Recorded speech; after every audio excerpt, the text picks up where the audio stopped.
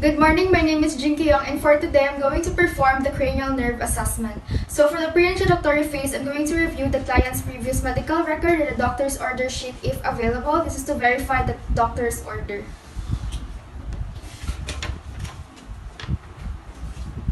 Next, I'm going to determine the scope of assessment needed and prepare all the necessary equipment so as to save time and energy and also increases efficiency throughout the assessment. So for today's scope of assessment is for the cranial nerves, and I have prepared all the equipment. So I have here my pen light, my tongue depressor, and then I have here my tuning fork, a Q-tip, a cotton ball, a handheld eye guard, and also my vanilla and coffee powder.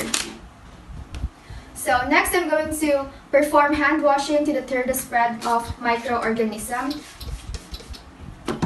So for the introductory phase, I'm going to greet the client politely and the client's companion if around. I'm going to introduce myself and verify the client's identity by using agency protocol and ask how she would like to be called during the assessment to establish rapport between me and my client and to make sure that care is being rendered to the right client.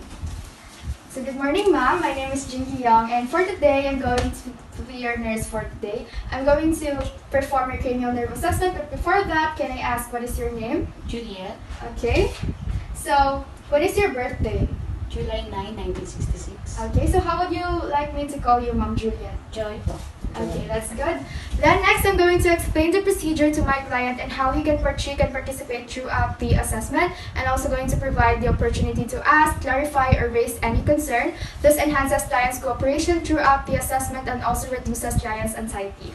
So for today, Ma'am Joy, I'm going to perform your cranial nerve assessment. So for this, you're going to assume several different positions, and also you should need to follow all of my instructions. So don't worry, I'm going to assist you throughout the assessment, okay? Okay. So I'm going to check if there's any defect along your cranial nerves. So don't hesitate to ask or clarify if you have any questions. Yes po. Next, I'm going to provide the client's privacy, comfort, and confidentiality and make sure that the assessment setting was known to be safe, secured, and free from any distraction. So this is to make sure that I'm going to provide the client's privacy to protect the client's integrity and dignity. So, ma'am, I'm going to just close the door and curtains. Then I'm going to position the client in a comfortable position so that this is to avoid discomfort for the patient throughout the assessment. So just going to position you. Can you please face me? Okay, that's good. So next, I'm going to proceed on the working phase. I'm going to start with assessing cranial nerve number 1, which is the olfactory nerve. So I'm going to ask the patient to secrete any mucus. This is to remove any mucus from the nose. Then I'm going to ask the client to close her eyes, and then I'm going to let the client identify the scented object I'm holding. This could be a coffee powder or a vanilla or any scented bar soaps, and ask the patient to identify or describe the smell. This is to assess if the patient is unable to mediate the sense of smell. So can you please remove any mucus from your nose? Okay, good. Next, can you please close your eyes? I'm going to occlude one of your nostril and tell me what kind of scent is this. Can you identify what is the scent? Coffee, Okay, that's correct. Now, I'm going to identify another scent. vanilla, Okay, that's correct. So, the patient can identify various scented objects. Now, I'm going to proceed on assessing cranial nerve number 2, which is the optic nerve. So, I'm going to check for the visual acuity of the patient. So, I'm going to use an eye health hand guard. Then, I'm going to ask the patient to cover one of her eyes and read aloud the print. This is to check how well a person can see the symbols or letters from a specific distance. So, I have your eye health hand guard. So, you're going to hold this and then cover your left eye and read aloud the print for me, okay? So, start. E, N, H, N, F, D, Z, X, T, F, F, T, D, Z, U, H, T, P, N, F, D, Z, D, T, N, U, H, P, N, T, di ko na alam, di ko na Okay. makikita. Now, cover your right eye and read the print. N, H, D, E, N, H, N, F, D, Z, Okay. X, T, P, F, D, Z, U, H, T, D, N, P, F, D. Okay. Mm. I can't read it anymore. Sorry. Okay, now read it with both of your eyes. So stop covering your right eye and read it with both of your eyes. E, N, H, N, F, D, Z, X, T, F, F, D, D, Z, U, H, T, P, N, F, D, Z, D, T, N, U, H, P, H, P, X, T, Z, F, N, H, P, T, U, N. Okay. Hindi ko nabasa dua. Okay. Okay, so that's good. So now I'm going to proceed for assessing the visual field. So I'm going to face directly to the client. Then I'm going to ask the client to just look at my eyes and focus on my eyes only. While I'm going to place both of my hands on the peripheral side of the patient for about 2 meters. And I'm going to wiggle my fingers and move my fingers until the patient can identify my fingers moving. So this is to identify and determine the function of the retina, the neuronal visual pathways towards the brain, and also the function of the cranial nerve number 2. So now I'm going to check your visual field. So please look at me and focus on my eyes only. So I'm going to place both of my fingers along your peripheral sides. I'm going to move that and tell me if you can see it moving, okay?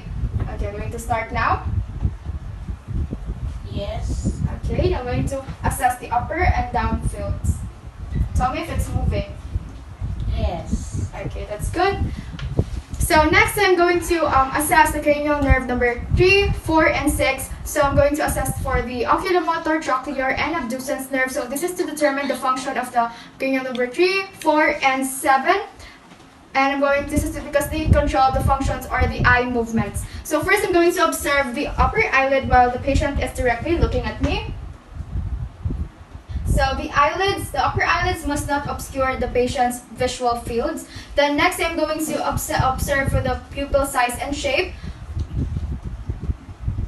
So the pupils are round and equal in size. Next I'm going to assess a pupillary reaction to light. So I'm going to use a pen light to shown at each eye. Then I'm going to observe for direct and consensual pupillary reaction to light. So can you please look at my eyes? Okay, now for the other eye.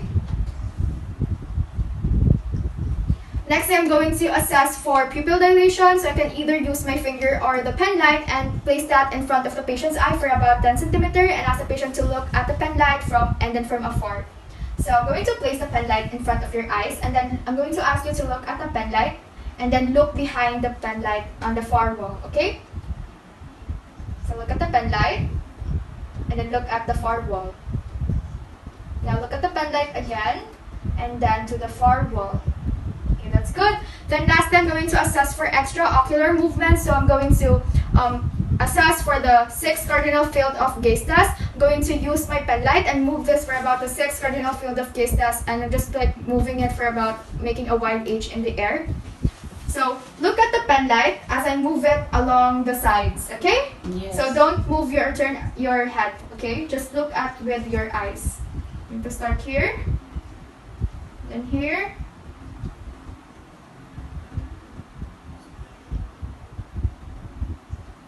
okay, that's good. Then I'm going to assess now for cranial nerve number 5, which is a trigeminal nerve. So I'm going to assess for the mandibular, the maxillary, and the ophthalmic nerve for pain, light touch, and temperature. So I'm going to start with pain. So this is to assess for facial sensation around the skin. So I'm going to use a Q-tips, sharp edge, and I'm going to stimulate this around the points indicated. So I'm going to start with the ophthalmic area, then the maxillary area, and then the mandibular area. Then you can use both sides of the Q-tips, both ends, to stimulate around fine scattered areas and compare one symmetrically area on both sides. So tell me if you feel any pain. No. No. No. No. No. Okay, now tell me if it's similar, if it's the same or different. The same. The same. The same. The same. The same. Okay. Next, I'm going to assess for light touch. Now I'm going to use a wisp of the cotton. Then I'm going to stimulate this along fine scattered areas and compare both sides. So again, it is to assess for any facial sensation for light touch or pain. So tell me again if you feel any pain. No. No. No. No. No. Okay, now tell me if it's the same or different. The same. The same. The same. The same. The same. The same. Then lastly, for assessing corneal reflex, I'm going to ask the patient to look up and away from me. Then I'm going to stand at the patient's side, away from the line of the patient's vision. Then I'm going to lightly touch the cornea using a wisp of cotton. So this is to detect if there is any absence of corneal reflex or if any defect on the corneal reflex. So can you please look up and away from me with your eyes only? So I'm going to gently touch your cornea using a wisp of cotton. Okay, so normally the cornea blinks and tears. So next I'm going to assess for cranial nerve number 7, which is the facial nerve. I'm going to ask the face directly to the patient. Then I'm going to ask the patient to smile, to frown, to show teeth, to purse out lips, and to puff out cheeks, to raise his eyebrows and close her eyes against resistance. Because normally patients can do these maneuvers very easily. This is to determine the function of the facial nerve, and also to determine if, since the facial nerve, which is the muscle, which is the purpose of it for its facial movements. So I'm going to ask you several various facial expression. So can you please face at the camera? Okay, and then I'm going to ask you, so please smile. Smile without your teeth, without your teeth. And then frown. Frown. Okay, and then show me your teeth. Okay, now puff out your cheeks. Now purse your lips. Okay, now raise your eyebrows. And now close your eyes. And don't let me open your eyes, okay? Okay, that's good. So the patient can easily do the facial expression without any difficulty. Now I'm going to assess the cranial nerve number 8, which is the vestibulocochlear nerve. So this is to assess for hearing. So I'm going to assess one ear at a time. So I have to occlude one ear as the other ear or open ear is being tested. Then I'm going to stand away from 2 to 3 feet away from the patient, and I'm going to conceal my mouth to avoid lip reading. Then I'm going to assess the open ear by whispering 2 syllables such as 99 or baseball. Just ask the client to repeat it back to me and perform the other the same process to the other ear. So this is to assess on how well the person can hear any whispered sounds. So I'm going to whisper, and then can you please repeat it back to me? I'm going to start now. 99. Good. I'm going to assess your other ear. Baseball. Okay, good. So next, I'm going to perform Ryan test. So I'm going to place the vibrating tuning fork behind the client's ear at the mastoid process, then until the clients indicate that the sound is no longer heard. So I'm going to place the vibrating tuning fork near the patient's ear canal and just do the same process, and don't forget to do this onto the other ear. So this is usually assessed for a patient that has diminished hearing sounds. So now I'm going to use a vibrating tuning fork and tell me if you can hear any buzz. You feel any buzz? Yes. Okay, tell me if the sound stops. Hindi ko na marinig mo. Okay, now I'm going to place it near your ear canal. Can you hear any sounds or buzzing? Yes. Okay, good. Now I'm going to test for the other ear. Tell me again if there's any buzz. Yes. Okay, so tell me if it stops. Yes po, di na marinig. Okay, so I'm going to place it near the ear canal. Can you hear any sounds or buzzing? Yes. Okay, that's good.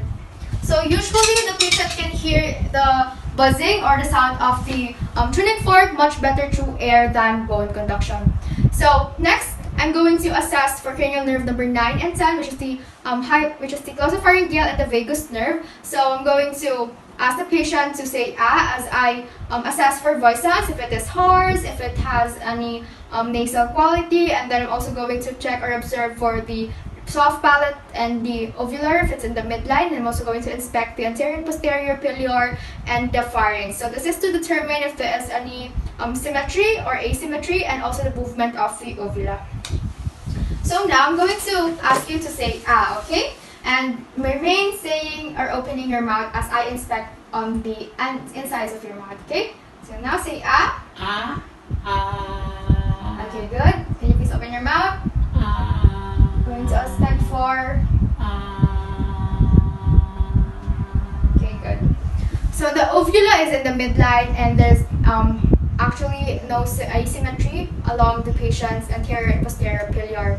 Now I'm going to assess or test for the gag reflex one side at a time. So I'm going to use a tongue depressor, and after warning the patient, so I'm going to ask the patient to say ah and open his mouth. I'm going to stimulate the tongue depressor on each side of the client's tongue in turn, and I should see a rising from the uvula, and I'm going to test after for by swallowing for the patient. So I'm going to ask the patient to swallow, so the patient should not have any difficulty for swallowing. Again, this is to check if there's any defect for the patient, if it's hard, any trouble to swallow. So now can you please open your mouth?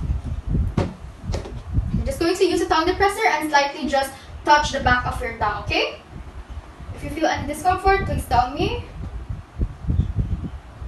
So it's just each side, and then the other side. Okay, good. Now I'm going to test for the cranial nerve number 11, which is the accessory nerve. So you have to open the patient's gown at the back to reveal the trapezius muscle. Then I'm going to ask the patient to shrug his shoulder against my hand. Then I'm going to observe for the resistance or contraction of the trapezius muscle on the upper part. Then I'm going to next ask the patient to move his head onto each side, while I'm going to assess for the contraction of the strand of the opposite sternocleidomastoid muscle. Then I'm also going to note for any strand of the muscle against my hand. This is to detect the function of the cranial nerve number 11, which is the accessory nerve, which stimulates or mediates the muscles of the sternocleidomastoid muscle and the trapezius muscle. So now can you please face there? I'm just going to open your back to reveal your trapezius muscle. I'm going to place my hand up the upper, and then can you please shrug your shoulder against my hand? Okay, then down. And then shrug your shoulder again, and then down. Okay, now I'm going to ask you to face in front. Then I'm going to ask you to move your head each side against my hand, okay? So move your head on the right. Okay, now move your hand onto the left. Okay, that's good. So usually the patients can easily shrug her shoulders and move to each side of her head on each side. Next, I'm going to assess cranial nerve number 12, which is the hypoglossal nerve. I'm going to ask the patient to open his mouth and stick his tongue, and I'm going to assess the tongue for any atrophy or fasciculation. Then after, I'm going to ask the patient to stick out his tongue, and I'm going to observe for any deviation or if the tongue is in the midline, and also for symmetry. So this is to assess because the function of the cranial nerve number 12 is mediated for tongue movements. So I'm going to ask you to open your mouth. I'm going to inspect your tongue. No, don't stick out your tongue, just open your mouth. Okay. Next, stick out your tongue.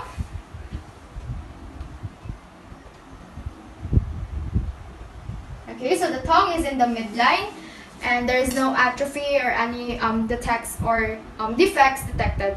So now I'm going to conclude the assessment. So I'm going to summarize all the findings I've got in the working phase, and I'm going to explain to the patient the possible intervention or treatment or any clinical manifestation or any abnormal findings, and discuss that with my client, because my client has the right to know if there's any abnormalities or defects found out in his cranial nerve assessment. So now we're done on assessment of your cranial nerve assessment, right? Yes, So I'm just going to summarize all the findings I've got. So I have to explain all the abnormalities I've got. So I saw that your visual field or your visual acuity is not that clear. Your left eye is more clearer than your right eye. Then I also got no abnormalities or defects along any of your cranial nerves, except for your optic nerve.